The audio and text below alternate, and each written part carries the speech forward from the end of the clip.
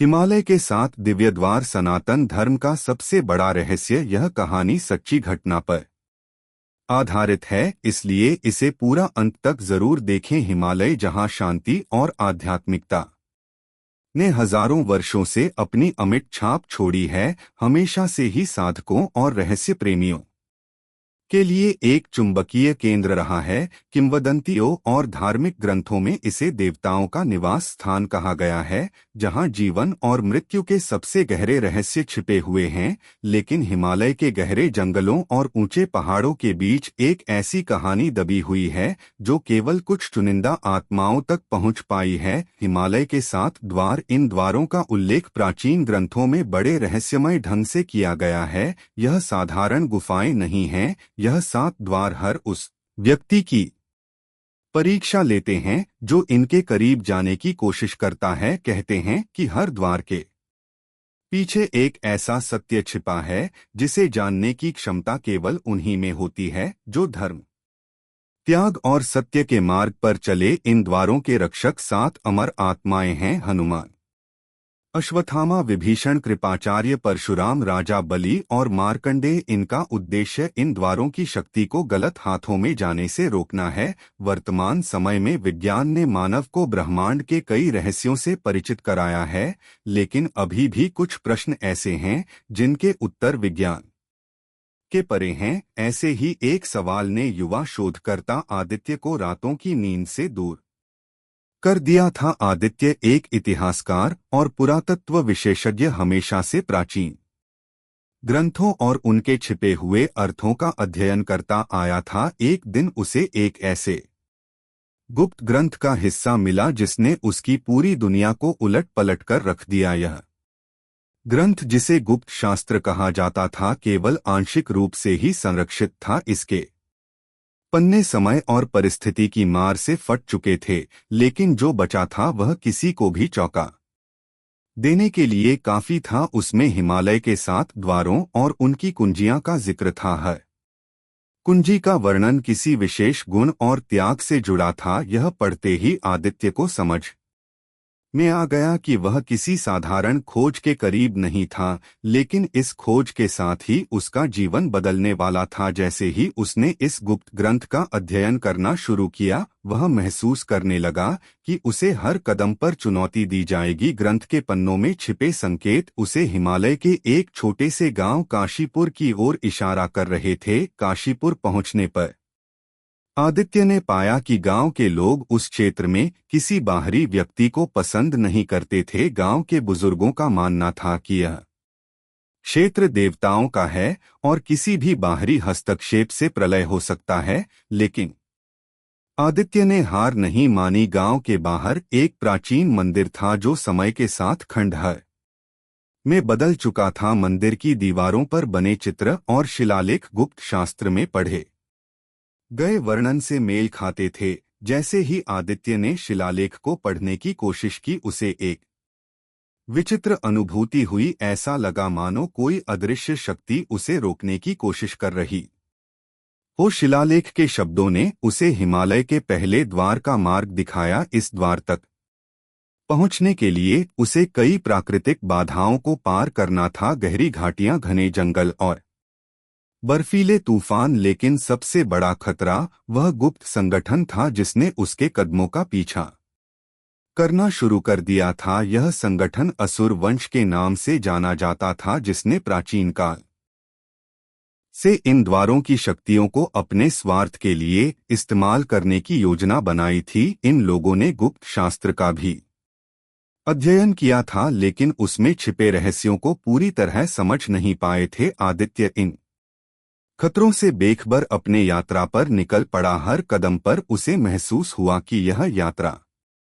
केवल भौतिक नहीं बल्कि आत्मिक थी। हिमालय के पहले द्वार तक पहुंचने से पहले उसे खुद को पूरी तरह तैयार करना था। पहले द्वार तक पहुंचने के लिए उसे एक प्राचीन नदी पार करनी थी जिसे सत्य की नदी कहा जाता था। यह नदी साधारण जलधारा नहीं थी, यह केवल उन्हीं को पार करने देती थी जिनका हृदय पूरी तरह से पवित्र हो। आदित्य ने महसूस किया कि यह परीक्षण केवल शुरुआत थी। जैसे ही वह नदी पार कर पहले द्वार के करीब पहुंचा, उसे एक विशाल शिला पर खुदा मंत्र दिखा। मंत्र की भाषा इतनी पुरानी थी कि उसे समझने में काफी समय लगा, लेकिन जब उसने इसे पढ़ा तो उसे एक अजीब सी शांति महसूस हुई। द्वार के रक्षक अश्वत्थामा ने उसकी परीक्षा लेने के लिए प्रकट हुए। अश्वत्थामा ने आदित्य से पूछा, क्या तुम सत्य और धर्म के मार्ग पर चलने के लिए तैयार हो? यदि हाँ, तो तुम्हें अपने भीतर के अंधकार का सामना करना होगा। आदित्य ने निडर होकर अपनी सहमति जताई, लेकिन क्या वह वास्तव में तैयार था? क्या वह अपने भीतर के अंधकार को पहचान पाएगा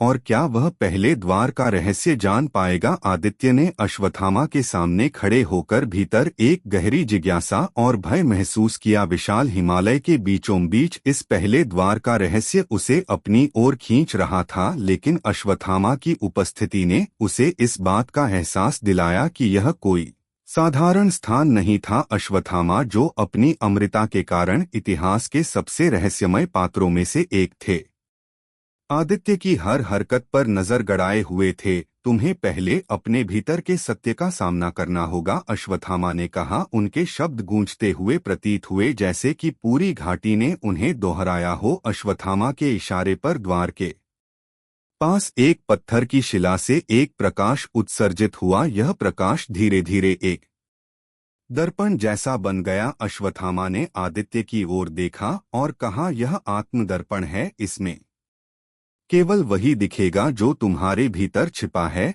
तुम्हारे भय, तुम्हारे दोष और तुम्हारा सत्य। यदि तुम इसे सहन कर सको तभी द्वार खुल सकेगा। आदित्य ने आत्मदर्पण के सामने खड़े होने का साहस किया। जैसे ही उसने अपनी आंखें खोली, दर्पण में उसके बचपन से लेकर अब तक की घटनाएं एक एक करके दिखने लगी। वह अपने किए गए गलत कार्यों, अपने असफल प्रयासों और अपने भीतर के अंधकार को देखकर कांप गया। लेकिन जैसे जैसे दर्पण ने उसकी कमजोरियों को उजागर किया, आदित्य ने यह भी देखा कि उसमें अच्छाई और त्याग की भावना भी थी। उसने महसूस किया कि उसकी यात्रा केवल बाहरी रहस्यों को जानने के लिए नहीं थी, बल्कि खुद को भी पहचानने की थी। दर्पण ने चमकना बंद कर दिया और द्वार की ओर से एक गूंजती आवाज आई, तुमने पहली परीक्षा पास कर ली है। द्वार खुला और आदित्य के सामने एक विशाल गुफा प्रकट हुई। गुफा के भीतर एक पुरानी दीवार पर ब्रह्मांड के सृजन का रहस्य खुदा हुआ था। इसमें लिखा था कि ब्रह्मांड केवल एक शून्य से नहीं बना, बल्कि यह देवताओं की ऊर्जा और तत्वों की सामूहिक शक्ति का परिणाम था। यह ज्ञान केवल वही समझ सकता था जो अपने भीतर की ऊर्जा को पहचान चुका हो। इस ज्ञान को आत्मसात करने के बाद आदित्य ने गुफा से बाहर कदम रखा। अश्वत्थामा ने उसे आशीर्वाद दिया और कहा, तुम्हारी यात्रा अभी शुरू हुई है। दूसरा द्वार अधिक कठिन होगा। वहां केवल वही जीवित रह सकता है जो आत्मा और शरीर के रहस्य को समझ सके। आदित्य ने हिमालय की कठिन राहों पर अपना सफर जारी रखा। जैसे जैसे वह आगे बढ़ा, पहाड़ों के बीच ठंडी हवाएं उसे घेरने लगी। उसे दूसरे द्वार तक पहुंचने के लिए एक पुराने मंदिर को पार करना था, जहां शरीर और आत्मा का संतुलन विषय पर लिखे संकेत मौजूद थे। यह मंदिर खंडहर में तब्दील हो चुका था। उसके खंभे और दीवारें धूल और बर्फ से ढकी थी, लेकिन आदित्य ने एक दीवार पर नक्काशी देखी जिसमें एक कुंजी का प्रतीक बना हुआ था। यह कुंजी द्वार तक पहुंचने का मार्ग बताती थी। दूसरे द्वार के पास पहुंचते ही आदित्य का सामना दूसरे रक्षक से हुआ। विभीषण का व्यक्तित्व शांत और गहन था। उन्होंने आदित्य से पूछा, क्या तुमने अपने शरीर और आत्मा के बीच का संबंध समझा है? यह द्वार केवल उन लोगों के लिए है जो जान गए हैं कि शरीर आत्मा का वाहन मात्र है। यदि तुम यह संतुलन नहीं समझते तो यह द्वार तुम्हारे लिए प्रलय बन जाएगा। दूसरे द्वार के सामने एक रहस्यमय तालाब था। विभीषण ने उसे बताया, इस तालाब में डुबकी लगाने से तो तुम्हारी आत्मा और शरीर के बीच का असली संबंध प्रकट होगा। लेकिन याद रखना, जो इस सत्य को सहन नहीं कर पाते वे इस तालाब से कभी लौट नहीं पाते। आदित्य ने साहस जुटाकर तालाब में कदम रखा। पानी ठंडा और पारदर्शी था, लेकिन जैसे ही वह डूबा, उसे लगा कि वह किसी और ही दुनिया में चला गया है। वहां उसने अपने भीतर के बंधनों को टूटते हुए महसूस किया। उसने देखा कि उसका शरीर केवल एक साधन है और आत्मा उससे कहीं अधिक विशाल और शक्तिशाली है। तालाब से बाहर निकलने के बाद आदित्य को एहसास हुआ कि उसने दूसरा द्वार खोलने की योग्यता प्राप्त कर ली है। विभीषण ने द्वार खोला और आदित्य ने देखा कि उसके सामने जीवन और मृत्यु के सबसे गहरे रहस्यों का ज्ञान लिखा हुआ था। लेकिन उसकी यात्रा यहीं खत्म नहीं हुई। विभीषण ने उसे चेतावनी दी, तीसरा द्वार तुम्हें मृत्यु और जीवन के उस सत्य से परिचित कराएगा जो केवल कुछ ही समझ सकते हैं। लेकिन इस द तक पहुंचने के लिए तुम्हें अपनी सबसे गहरी भय से गुजरना होगा। आदित्य अब तीसरे द्वार की ओर बढ़ रहा था, यह सोचते हुए कि क्या वह इस बार भी सफल हो पाएगा। लेकिन क्या वह अपने सबसे बड़े भय का सामना कर सकेगा और क्या वह तीसरे द्वार का रहस्य जान पाएगा। आदित्य का सफर अब तीसरे द्वार की ओर था। हिमालय की ठंडी हवाओं और बर्फीली पहाड़ियों के बीच चलते हुए उसे एहसास हुआ कि उसका हर कदम उसे और गहरे रहस्य के करीब ले जा रहा था। विभीषण ने उसे चेतावनी दी थी कि तीसरा द्वार मृत्यु और जीवन के उस सत्य को उजागर करेगा जिसे समझने के लिए सबसे गहरी भय से गुजरना होगा। तीसरे द्वार तक पहुंचने के रास्ते में उसे एक सुनसान घाटी पार करनी थी। घाटी में चारों ओर केवल बर्फ के ढेर थे और एक अजीब सा सन्नाटा छाया हुआ था। अचानक उसे लगा जैसे किसी ने उसका नाम पुकारा हो। उसने चारों ओर देखा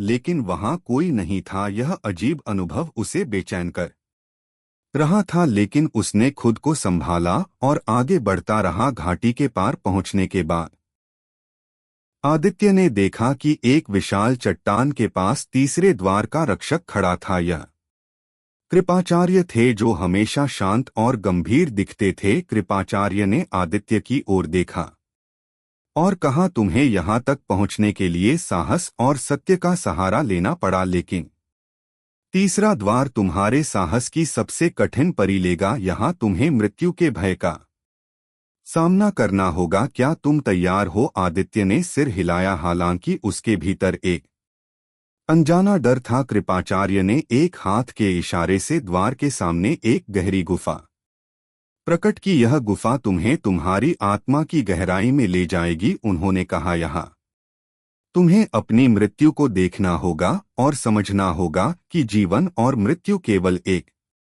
चक्र का हिस्सा है। लेकिन याद रख, जो इस सत्य को सहन नहीं कर पाते वे यहीं खो जाते हैं। आदित्य ने गुफा के अंदर कदम रखा। भीतर अंधकार और सन्नाटा था, लेकिन जैसे कि उसने आगे बढ़ना शुरू किया उसे ऐसा लगा जैसे वह किसी दूसरे आयाम में चला गया हो।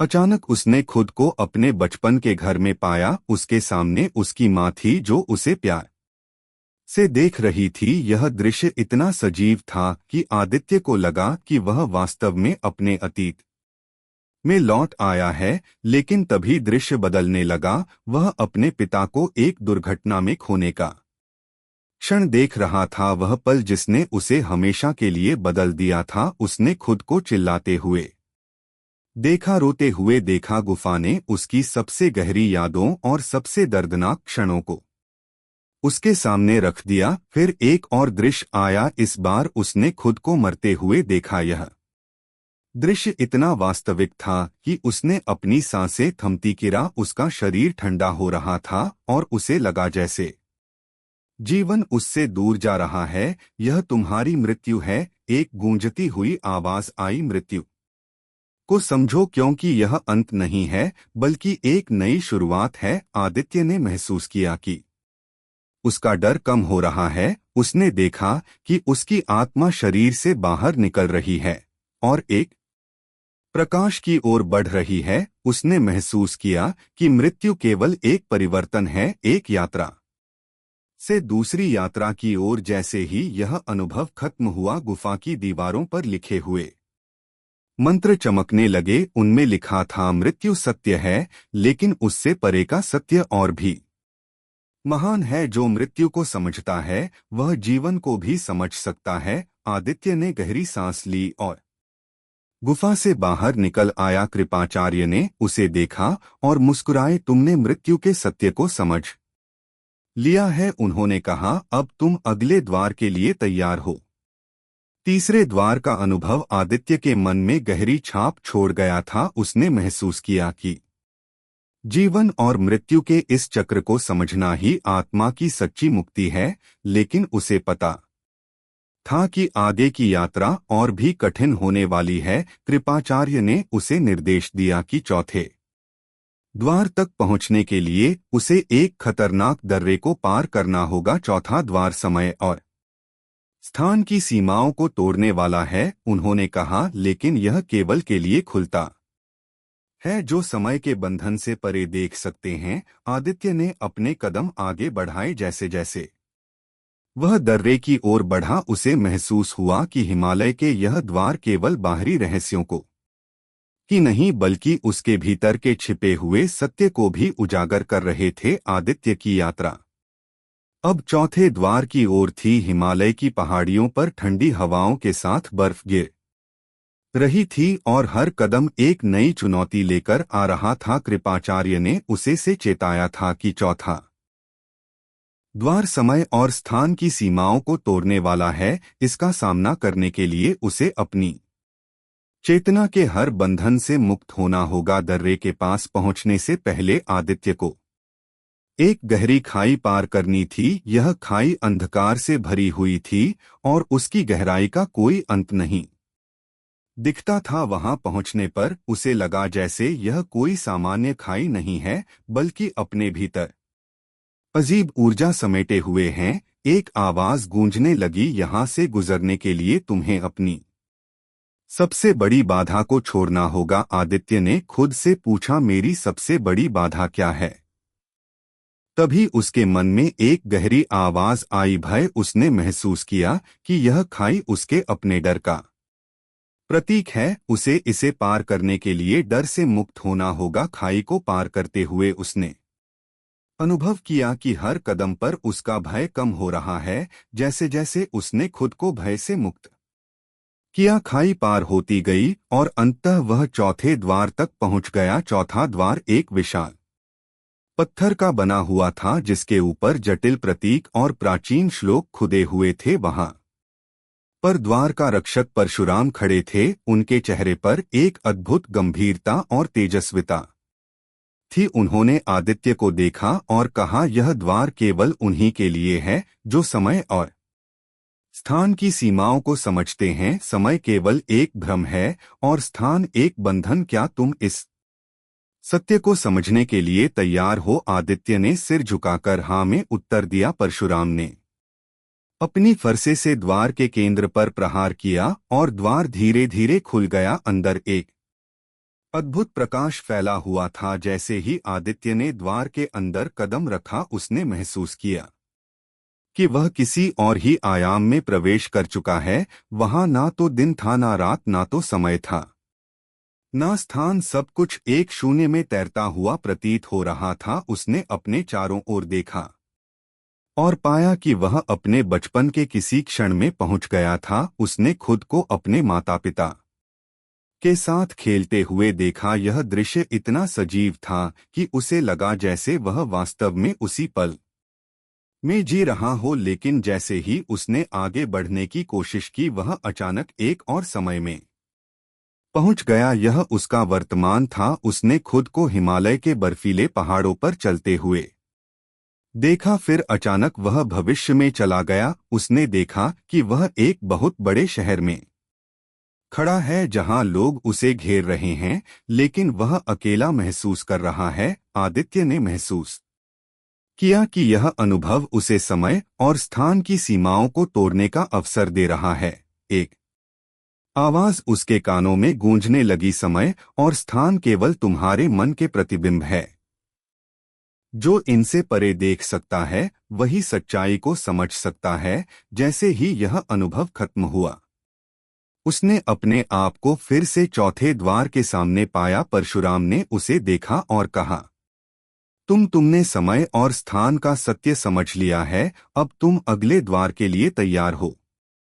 आदित्य ने महसूस किया कि इस द्वार का अनुभव उसकी चेतना को पूरी तरह बदल चुका था।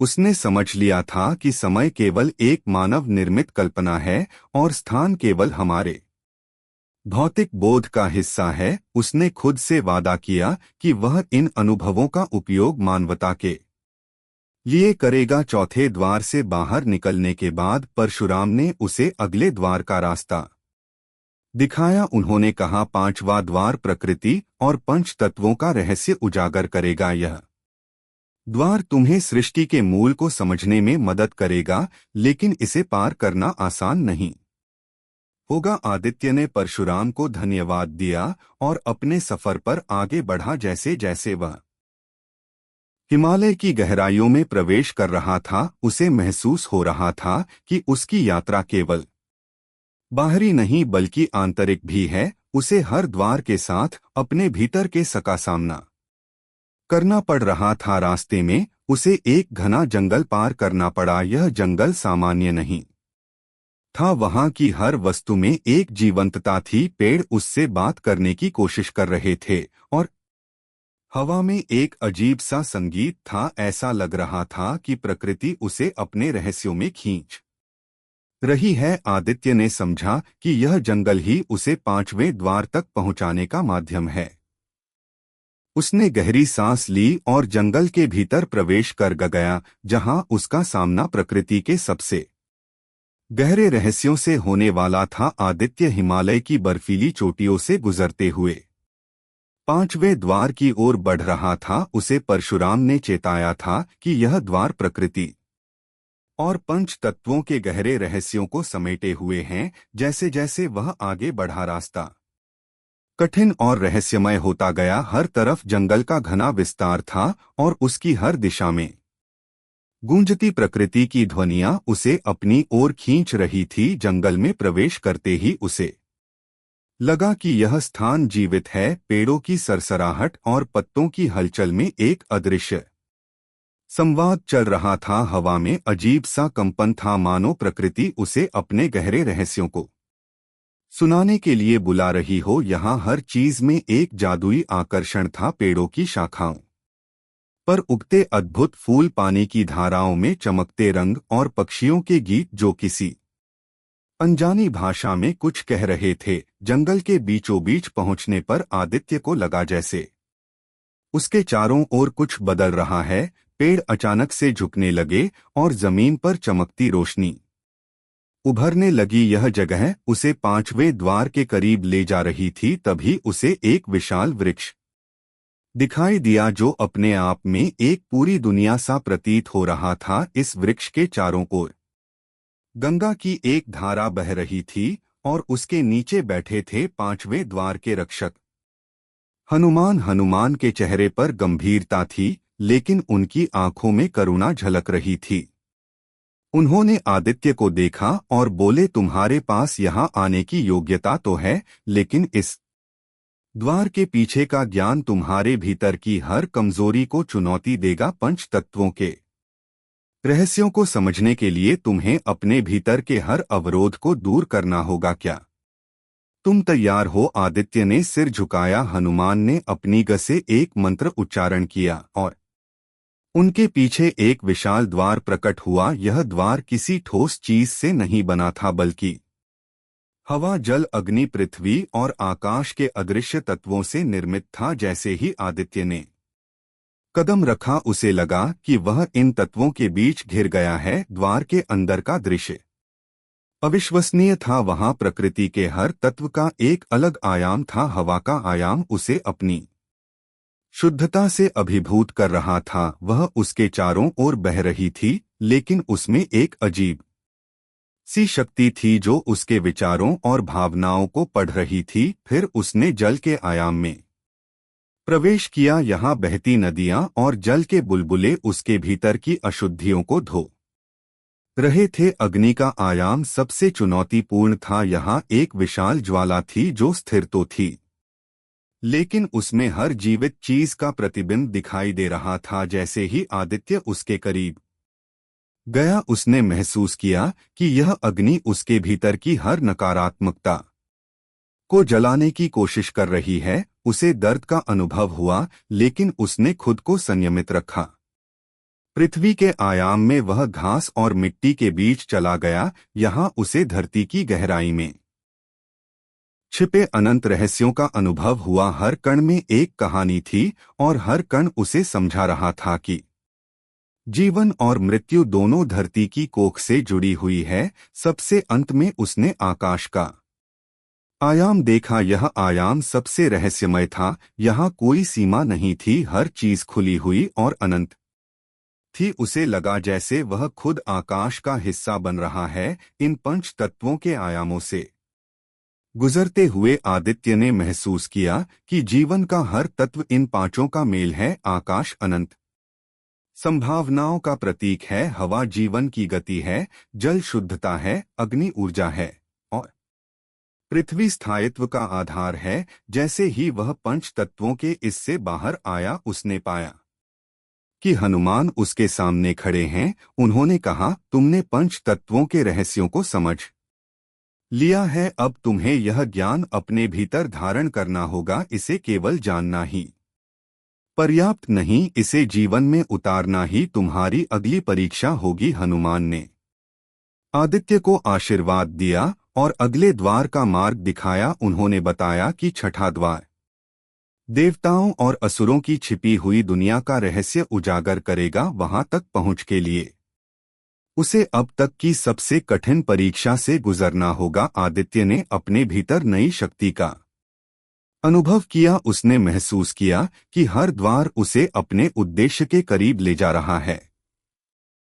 अब वह तैयार था छठे द्वार के रहस्य को समझने और इस अद्भुत यात्रा को जारी रखने के लिए। आदित्य छठे द्वार की ओर बढ़ रहा था, जहां उसे देवताओं और असुरों की छिपी हुई दुनिया के रहस्यों का सामना करना था। परशुराम और हनुमान से मिले मार्गदर्शन ने उसके मन में आत्मविश्वास और दृढ़ता तो बढ़ा दी थी, लेकिन छठे द्वार का मार्ग अधिक चुनौतीपूर्ण और अनिश्चित था। हिमालय की बर्फीली वादियों में आगे बढ़ते हुए उसे लगा जैसे प्रकृति स्वयं उसे परख रही है। रास्ते में उसे असामान्य घटनाओं का सामना करना पड़ा। बर्फीले तूफान अचानक शुरू होकर थम जाते और उसे अजीब सी आवाजें सुनाई देती, मानो कोई उसके करीब आकर बातें कर रहा हो। उसे यह भी महसूस हुआ कि छठे द्वार का रास्ता किसी सामान्य भौतिक स्थान पर नहीं है, बल्कि यह एक आध्यात्मिक यात्रा है, जहां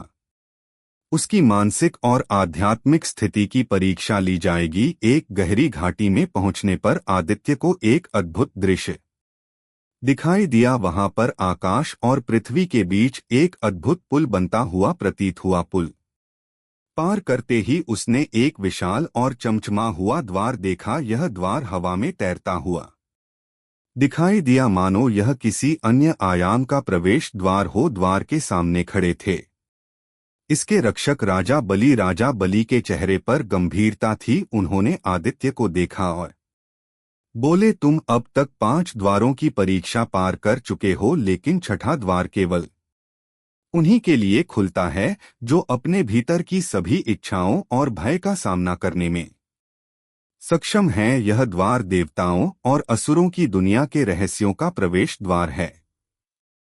यहाँ तुम्हें उन